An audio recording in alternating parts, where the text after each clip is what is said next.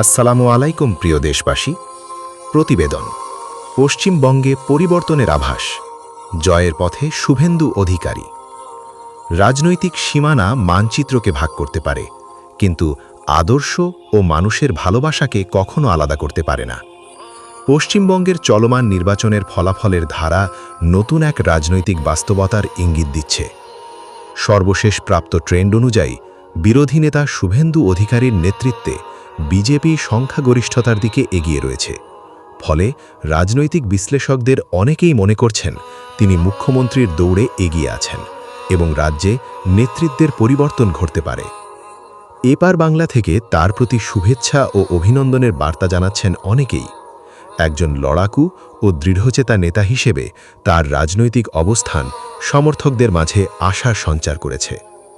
অন্যদিকে বর্তমান মুখ্যমন্ত্রী মমতা ব্যানার্জির নেতৃত্বে দীর্ঘদিনের রাজনৈতিক অধ্যায়ও এই নির্বাচনের মাধ্যমে নতুন মূল্যায়নের মুখে পড়েছে বলে মনে করছেন পর্যবেক্ষকরা।